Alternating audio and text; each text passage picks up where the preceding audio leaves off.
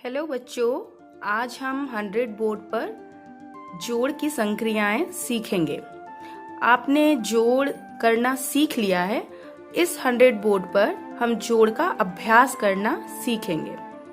आप देख सकते हैं, ये मैंने चार्ट पेपर से स्क्वायर में कट करके 1 से लेकर 100 तक की संख्या को लिखा है और इस पर कार्य करने के लिए एक पॉइंटर बनाया है। ये जो पॉइंटर है, ये मैंने आपका वो स्टिक फाइल होता है, उससे पुराने स्टिक फाइल से ये इस तरह से स्क्वायर या तो आप सर्कल शेप में भी कट कर सकते हैं।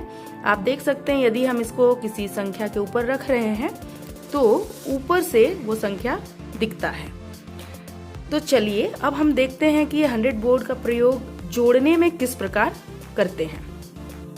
इसका पहला नियम यह है कि यदि हम किसी संख्या पर पॉइंटर रखें और उसके दाहिनी ओर एक घर बढ़े तो उस संख्या में एक जुड़ जाना होता है। जैसे पॉइंटर अभी 4 पर है, 4 में एक जोड़ दिया तो हो गए 5। 5 से ठीक एक घर आगे बढ़े, यानी 5 में एक जोड़ देने पर हुआ 6। इसी तरह हम दूसरा संख्या लेकर देखते हैं। ये अभी हमारा पॉइंटर है 14 या 14 पर। 14 में यदि मुझे 2 जोड़ने हैं तो 2 घर दाहिनी ओर बढ़ेंगे, 1 2, यानी अभी हमारा पॉइंटर 16 पर है। 14 में 2 जुड़ गए, हो गए 16।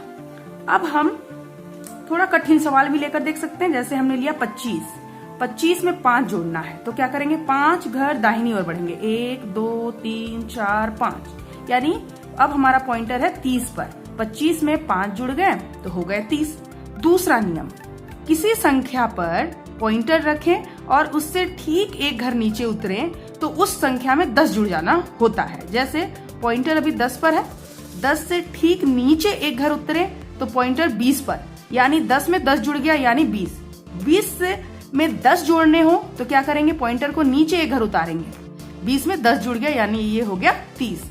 इसी तरह यदि पॉइंटर हमारा 7 पर है, 7 में 10 जोड़ना हो तो क्या करेंगे, 7 के नीचे एक घर उतरेंगे, इसमें 10 जुड़ गया, ये हो गया 17। चलिए थोड़ा कठिन सवाल लेकर देखते हैं।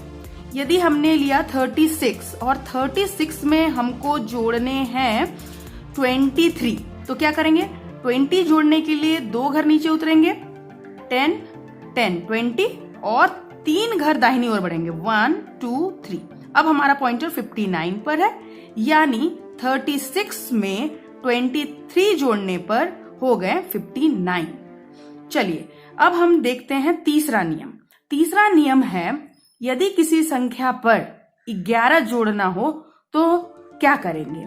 जैसे हमारा पॉइंटर है 5 पर, 5 में यदि 11 जोड़ना है तो पहला हम कर सकते हैं, दाहिनी ओर 11 घर बढ़ेंगे, 1 2 3 4 5 6 7 8 9 10 11, यानी आंसर हुआ 16।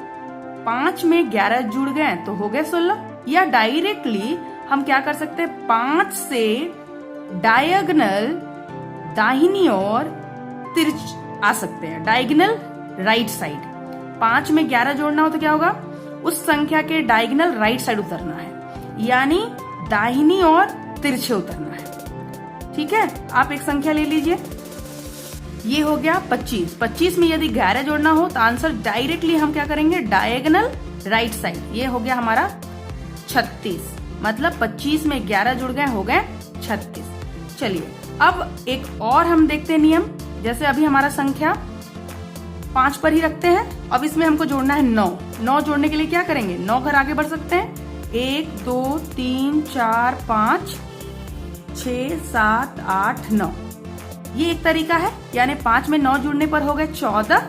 या तो डायरेक्टली डायगोनल लेफ्ट, यानी किसी संख्या में 9 जोड़ना हो तो उस संख्या के डायगोनल लेफ्ट बाईं ओर तिरछे उतरना है। जैसे 35 में 9 जोड़ना हो तो क्या करेंगे, 35 के डायगोनल लेफ्ट की ओर आएंगे, यानी 44। तो इस तरह का अभ्यास हम बच्चों को कराकर 100 बोर्ड पर जोड़ की अवधारणा को, जोड़ की संक्रियाओं को सिखा सकते हैं। ज्यादा से ज्यादा अगर बच्चे इसमें अपना अभ्यास करते हैं तो ये जो 100 बोर्ड है इसका एक इमेज क्रिएट करके अपने दिमाग में वो इमेज क्रिएट करेंगे और मेंटल कैलकुलेशन के जरिए वो जोड़ की संक्रियाएं कर सकते हैं।